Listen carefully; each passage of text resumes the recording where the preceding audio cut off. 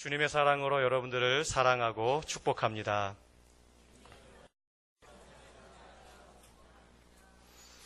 한 주간 동안도 잘 지내셨죠?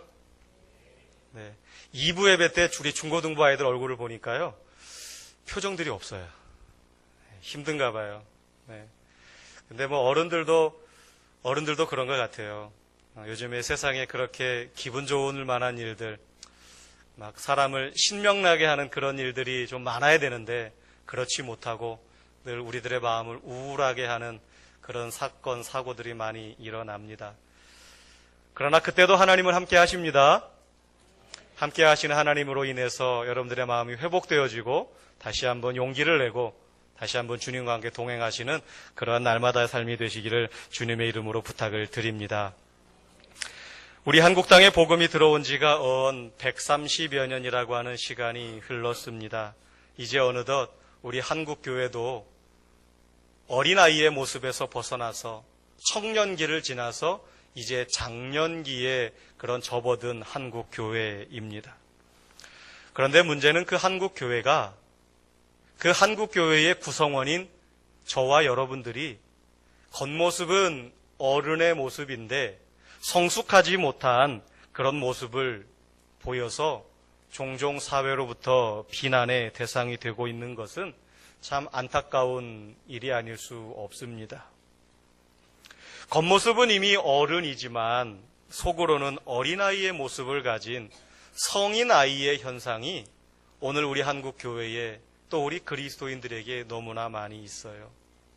물론 우리가 어린아이와 같은 순수한 마음은 가져야죠. 그런데 저 성인아이라고 하는 저 용어는요, 겉모습만 어른일 뿐이지 그 속은 철부지 어린아이와 같은, 상대방을 전혀 배려하지 않고 그저 내 욕심만 채우려고 하는 그런 어린아이와 같은 그런 미성숙한 모습을 나타내는 용어가 성인아이라고 하는 용어입니다. 그런데 그 모습이 우리 한국 교회 안에, 우리 그리스도인들 안에 너무나 자주 나타나고 있는 요즘입니다. 2017년 금년은 우리가 잘 아시는 대로 마르틴 루터가 부패한 천주교에 대항하여서 개혁의 깃발을 든 지 500주년이 되는 해입니다. 1517년 비텐부르크 성문 앞에 95개조 반박문을 써 붙이면서 중세시대 교회가 가지고 있었던 행하였던 잘못된 문제 앞에 우리가 공개적으로 한번 이야기해 보자 라고 한 것이 95개조 문항이었고, 또한 그것이 온 어두웠던 중세시대에 새로운 불을 일으키게 되었습니다. 그 마르틴 루터뿐만이 아니라 수많은 종교개혁가들이 있었어요. 마르틴 루터 앞에도 있었고 마르틴 루터 다음에도 있었습니다. 그런데 거기에 가장 중심적인 역할을 했던 사람이 마르틴 루터고, 또한 그 마르틴 루터가 종교개혁을 시작한 지 올해로 500주년이 되는 해입니다. 당시의 개혁으로 인해서 교회에는 많은 변화가 있었어요. 하나님께서 원하시는 삶이 무엇인지, 하나님께서 우리에게 원하시는 예배, 하나님께서 우리에게 원하시는 성도의 삶이 무엇인지를 백성들이 알게 되었습니다. 중세시대 때에는 사제들, 신부들, 수도사들이 라틴어를 배웠습니다. 반드시 배웠어야 돼요. 왜냐하면 라틴어를 배워야 성경을 읽을 수 있었으니까요.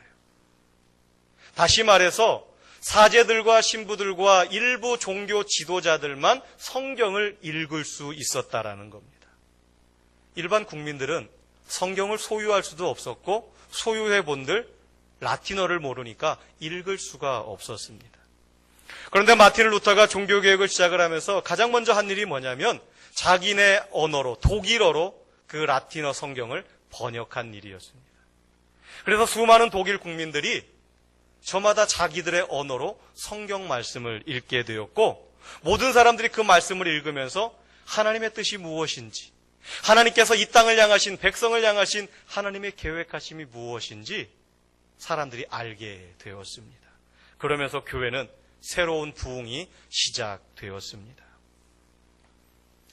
종교개혁 500주년을 맞이하는 요 즈음에 어쩌면 우리의 모습이, 우리의 한국교회가, 오늘을 신앙생활하는 나의 모습이 다시 한번 개혁의 시기가 된 것은 아닌지 우리가 한번 반성해 보아야 되겠습니다. 우리 자신들의 잘못된 모습을 돌아보면서 철저히 반성하고 과감한 개혁을 단행하여서 우리 안에, 우리 교회 안에, 한국 안에 다시 한번 부흥을 이루어서 우리 사회로부터 존경을 받고 사회로부터 인정받는 그런 신앙 공동체가 되는 전환점으로 우리가 삼는다면 지금까지 우리의 눈이 가려져서 보지 못하였던 하나님의 주권을 우리의 삶 속에 다시 회복하고 그 은혜로 교회와 세상이 바뀌는 놀라운 기회를 우리가 또한 얻게 될 것입니다.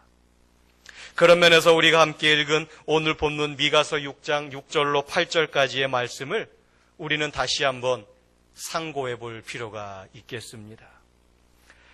미가 선지자가 예언 활동을 펼쳤던 주전 8세기 초는요, 아수르라고 하는 나라가 고대 근동 지역을 정복하려고 하는 그런 욕망, 야욕이 가득 찼던 시기입니다. 특히 그 아수르라고 하는 나라가 국력을 키우고 주변 나라들을 정복해 나가면서 가장 정복하고 싶은 나라가 어디였냐면 하나님을 섬겼던 북이스라엘과 남유다였습니다. 하나님을 섬기고 하나님의 보호하신 가운데 있는 북이스라엘과 남유다를 정복하여서 자기들 손아귀 위에 갖고 싶었습니다. 그래서 수많은 노력을 기울이게 됩니다. 그런데 문제는 정작 이스라엘과 유다는, 북이스라엘과 남유다는 당시의 최강국이었던 아수르의 침략의 위협에 직면하고서도 통치자들과 백성들이 도덕적인 타락과 우상 숭배의 죄를 범하고 말았습니다. 그 속에서 벗어나지 못하였습니다. 국가가 풍전등화의 위기에 놓여 있는데 그들은 여전히 우상을 숭배하고 여전히 사회 정의는 온데간데 없고 온갖 나라가 타락의 길을 걸어가고 있었습니다.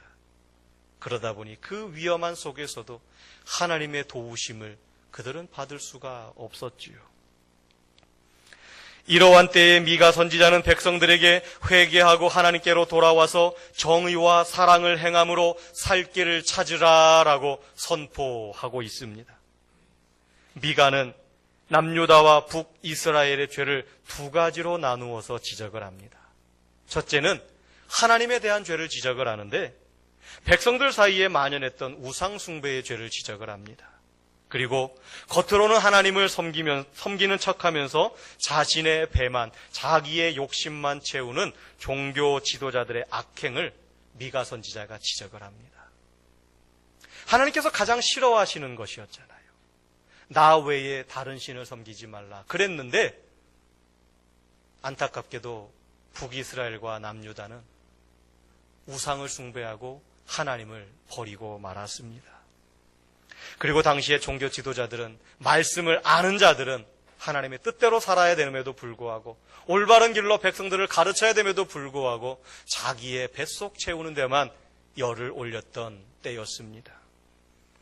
또한 미가 선지자가 지적하는 죄는 사람에 대한 죄입니다. 사람에 대한 죄는 뭡니까? 자신들의 권력을 이용하여서 백성들을 수탈하는 귀족들과 관리들의 부정을 지적하고 있는 것입니다. 하나님께서 주신 율법은 10계명 가운데 1부터 4번째까지 계명은 하나님을 섬기는 계명이요 5째부터 10번째까지 계명은 이웃을 내 몸처럼 사랑하는 것 아닙니까? 이웃을 사랑하라라고 하는 율법을 주셨는데 결국 당시의 사람들은 사람을 사람으로 사랑하지 못했습니다. 내 이웃을 내 몸처럼 사랑하지 못했어요. 그저 그들을 속여서 어떻게 하면 내가 한 푼이라도 더 내 주머니 채울까? 저 사람의 고통이 나의 고통이 아니라 저 사람의 아픔은 나의 기쁨이 되고 오히려 상대방의 슬픔 따위는 안중에도 없었습니다. 그래서 미가 선지자는 타락하고 죄를 범한 종교 지도자들과 백성들에게 하나님의 심판이 임할 것을 강력하게 경고한 것입니다. 그러면서도 미가 선지자를 통해서 하나님께서 주시는 마음은 또 다른 마음도 있으셨습니다. 남유다와 북이스라엘이 하나님 앞에 범죄하여서 결국 그들이 심판을 받을 수밖에 없는 처지에 놓였습니다. 그래서 하나님께서 그들에게 벌을 주시려고 계획하고 계십니다. 그러면서도 하나님께서 미가 선지자를 통해서 주시는 하나님의 본 마음은 저들의 죄를 용서하기를 원하시는 은혜의 하나님, 그리고 그 은혜를 약속하신 하나님께서 약속에 신실하신 하나님이심을 하나님은 또한 미가 선지자를 통해서 보여주고 계십니다. 특별히 미가 선지자를 통해서 하나님께서 이스라엘 백성들에게 원하시는 것은 하나님을 향한 신앙이, 하나님에 대한 신앙이 반드시 정의의 실천과 함께 개인적인 거룩함으로 나타나야 함을 강조하고 있는 것입니다. 다른 말로 말해서 하나님을 사랑한다고 했을 때 그 하나님을 사랑하는 모습이 어떻게 증명되어질 수 있을까요? 내가 하나님을 예배합니다라고 말을 할 때 어떻게 우리가 그 예배하는 모습을 나타내 보일 수가 있습니까? 그것은 나의 삶 속에, 나의 삶의 현장에서 하나님의 거룩하심을 드러내고 성도다운 삶으로 살아갈 때 가능한 것 아니겠습니까? 오늘 미가서 6장 6절로 7절 말씀에 내가 무엇을 가지고 여호와 앞에 나아가며 높으신 하나님께 경배할까? 내가 번제물로 일련된 송아지를 가지고 그 앞에 나아갈까? 여호와께서 천천의 수장이나 만만의 강물 같은 기름을 기뻐하실까? 내 허물을 위하여 내 맏아들을, 내 영혼의 죄로 말미암아 내 몸의 열매를 드릴까라고 미가 선지자가 이야기합니다. 이것은 당시 이스라엘 백성들의 잘못된 신앙의 모습을 지적하고 있는 것입니다. 이스라엘 백성들은요, 하나님께 드리는 제사의 외형적인 모습에 열을 올렸습니다. 오늘날로 말하면 하나님께 드리는 예배의 외적인 모습, 형식에만 최선을 다했다라는 것입니다. 겉으로는 하나님을 최고로 모시는 것 같지만 오히려 그것은, 겉다르고 속다른 것은 하나님을 기만하는 행위였습니다. 미가 선지자는 하나님께서는 백성들이 생각하고 있는 것처럼 일련된 송아지나 천천의 수장이나 만만의 강물 같은 기름이나 맏아들이나 몸의 열매 등을 바치는 것을 기뻐하시는 분이 아님을 말씀하고 있습니다. 도리어 이스라엘의 속빈 강정과도 같은 외식적인 종교적 열심을 지금 책망하고 있는 것입니다. 겉은 화려합니다. 누가 보더라도 아름다운 모습입니다. 그런데 마음속에는 하나님이 없어요. 오늘날 교회 얼마나 아름답게 잘 짓습니까? 얼마나 많은 재정을 들여서 교회 건물들을 아름답게 짓습니까? 그런데 그 안에서 얼마나 많은 냄새가 나고 있습니까? 얼마나 많은 싸움들이 그 안에서 일어납니까? 하나님의 공의와 정의를 이루고자 하는 싸움이 아니라 사람의 욕심을 채우고자 하는 싸움들. 미가 선지자가 활동할 당시나 오늘날 우리들의 모습을 보면 별반 차이가 느껴지지가 않습니다. 하나님께서 진정으로 우리에게 원하시는 것이 무엇일까요? 하나님께서 이스라엘 백성들에게 정말로 원하시는 것이 무엇일까요? 과연 우리의 일상의 삶 속에서 우리가 반드시 나타나고 우리의 삶 속에서 열매 맺어야 할 신앙의 모습은 과연 무엇일까요? 그것은 바로 정의를 행하고 인자를 사랑하며 겸손하게 하나님과 함께 행하는 것이라라고 하나님은 미가 선지자를 통해서 말씀해주고 계십니다. 이것은 모든 사람을 공평하고 선하게 대하면서 서로 사랑하는 것입니다. 겸손한 자세로 하나님을 높이며 하나님의 주권을 인정하는 생활을 하는 것입니다. 하나님이 예배당 안에만 계십니까? 너무나 많은 사람들이 예배당 안에만 계신 하나님을 믿고 살아갑니다. 예배를 마치고 나아가면서 하나님 안녕히 계세요. 제가 다음에 또 오겠습니다. 그렇게 말하고 가는 사람들이 얼마나 많은지 모릅니다. 하나님이 여러분들의 직장에는, 여러분들의 가정에는 안 계실까요? 오늘 우리들의 모습을 돌아보아야 됩니다. 우리는 하나님을 섬긴다고 하면서도 정작 하나님에 대해서 잘 알지 못하고 도리어 하나님의 마음을 아프게 해드리는 경우가 얼마나 많이 있는지 모릅니다. 오래간만에 아들 며느리 집을 방문한 시부모님들이 계셨어요. 뭐 날마다 방문하시는 것이 아니라 오래간만에 방문하시니까 또 며느리가 얼마나 또 정성껏 음식을 준비했겠습니까? 시장에 가서 뭐 마트에 가서 좋은 재료를 사다가 열심히 음식을 만듭니다. 그런데 문제가 발생을 해요. 열심히 음식을 만드는데 자기들이 좋아하는 음식을 만듭니다. 시부모님의 입맛은 고려하지 않고 자기들의 먹고 싶은 것을 열심히 만들어요.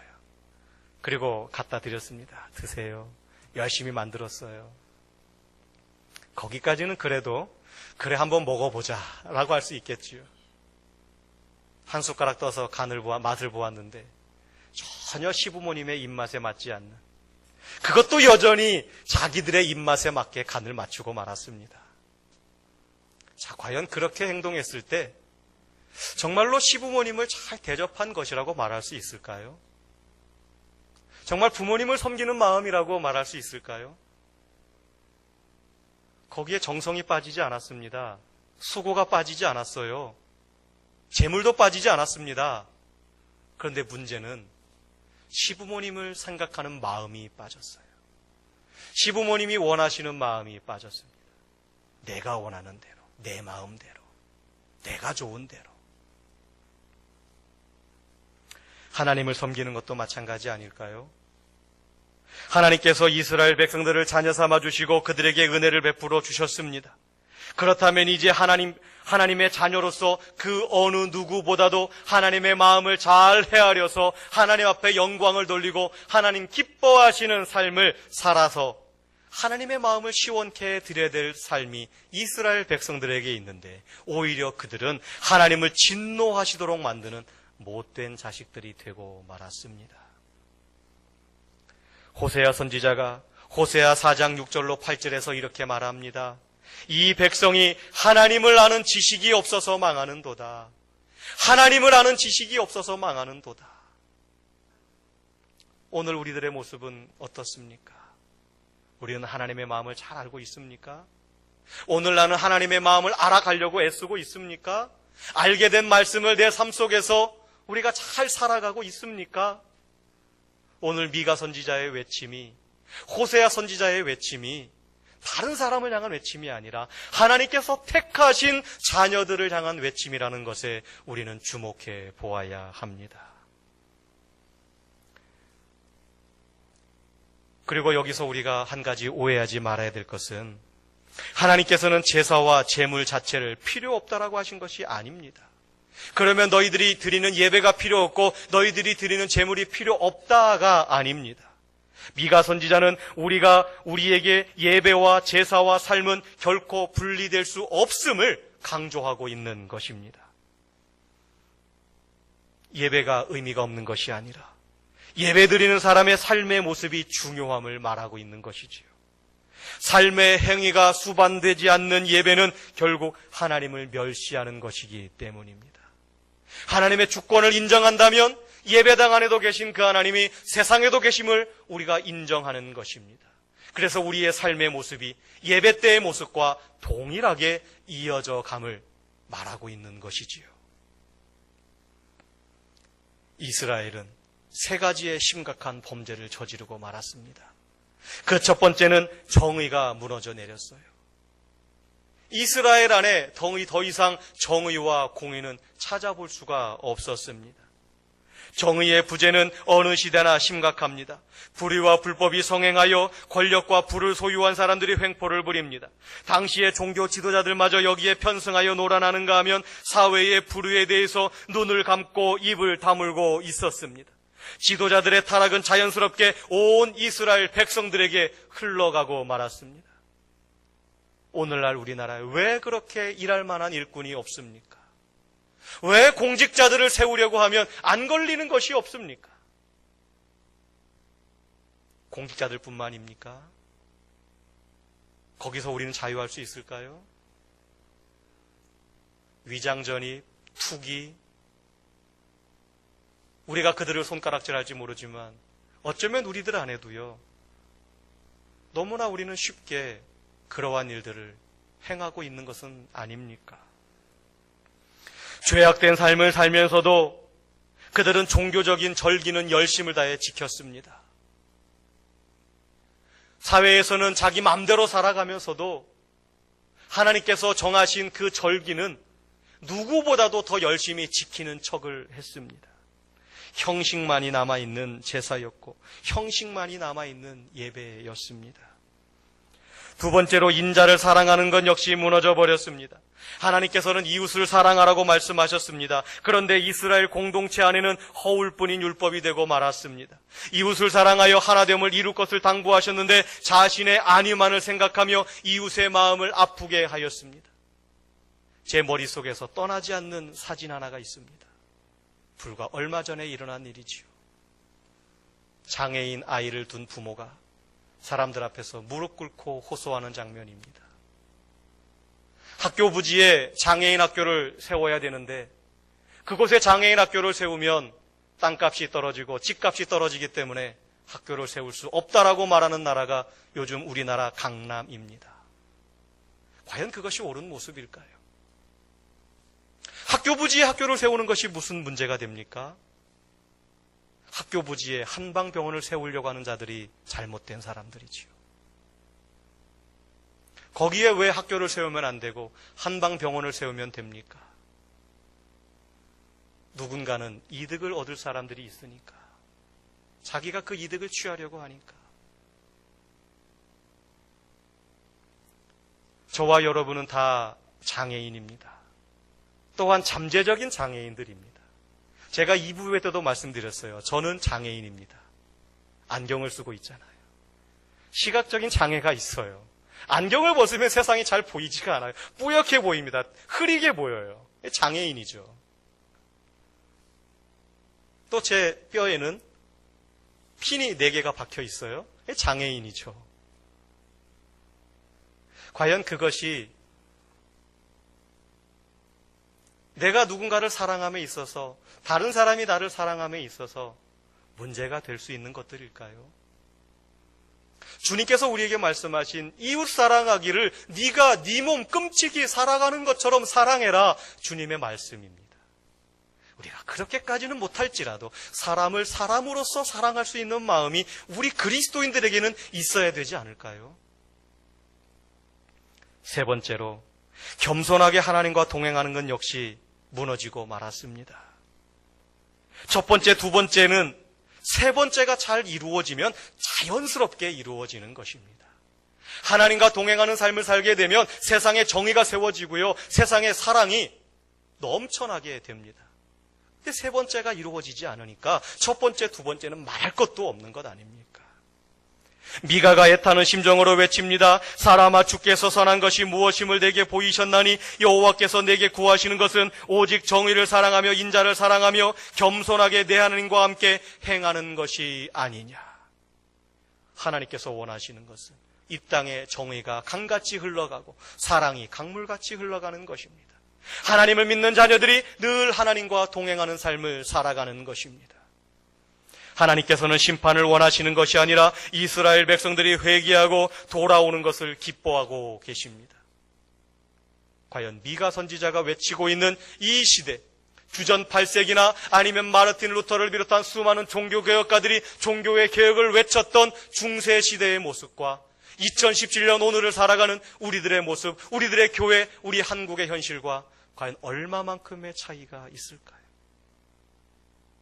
어쩌면 그때 당시의 모습을 오늘 우리가 똑같이 살아가고 있지는 않는지요. 금년은 종교개혁 500주년이 되는 역사적인 해입니다. 우리는 오늘 미가 선지자의 말씀을 통해서 하나님께서 우리에게 말씀하시고자 하는 것이 무엇인지 그 음성을 우리는 들어야 합니다. 하나님은 이스라엘이 개혁되기를 원하십니다.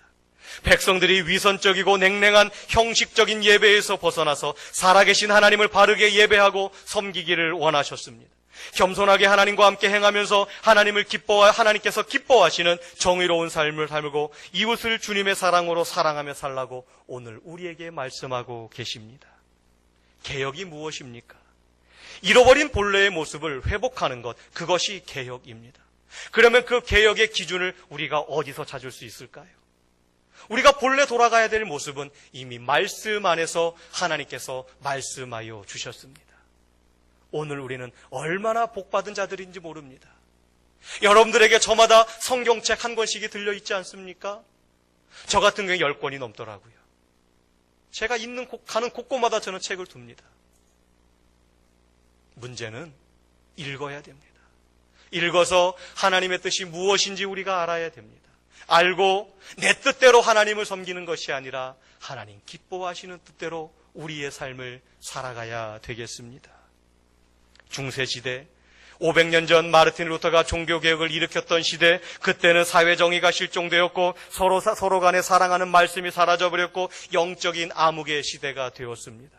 바로 그러한 때에 루터를 중심으로 수많은 종교개혁가들이 자기의 목숨을 내어 걸고 종교의 개혁을 외쳤습니다. 그리고 그 종교개혁의 시작으로 오늘 우리에게까지 개혁교회가 이어져 오고 있습니다. 개혁교회는 날마다 개혁되어져야 합니다. 머물러 있으면 썩습니다. 안주하면 썩게 됩니다. 오늘 우리 소망교회 계속해서 개혁되어져야 합니다. 개혁되어지되 하나님의 말씀으로 하나님의 선하신 뜻대로 변화되어져야 합니다. 오늘 말씀에 비추어 볼 때 오늘의 한국 기독교, 오늘 우리의 모습 과연 어떻습니까? 정말로 하나님께서 우리에게 원하시는 것이 무엇인지를 알고 그 뜻을 따라 하나님을 기쁘시게 하는 삶을 살고 있습니까? 각종 통계 자료를 보게 되면 차마 내가 그리스도임을 세상에 이야기하는 것이 너무너무나 부끄러울 지경입니다. 더더군다나 목사라고 하는 것을 나타내기가 참 부끄러운 오늘날의 세상입니다. 사랑하는 성도 여러분, 정의로운 삶을 살고 인자를 사랑하고 겸손히 하나님과 함께 행하는 것, 우리는 그 어느 것도 자신 있게 말할 수 있는 것이 아무것도 없습니다. 그러나 이제부터는, 오늘부터는 우리가 그 삶을 살아야 되지 않을까요? 우리 모두 하나님의 말씀을 통해서 우리 자신을 돌아보면서 하나님께서 우리에게 원하시는 삶을 살기 위해 힘써야 합니다. 끊임없는 자기 개혁과 성찰을 통해서 하나님 앞에서나 민족 앞에서 부끄러움이 없는 한국교회, 소망교회, 그리스도인들이 되기를 우리는 바랍니다. 우리의 중심을 보시는 하나님 앞에서 영과 진리로 예배하며 예배가 삶으로 이어지는 아름다운 모습이 저와 여러분들 가운데 있어지기를 주님의 이름으로 부탁을 드립니다. 참 좋은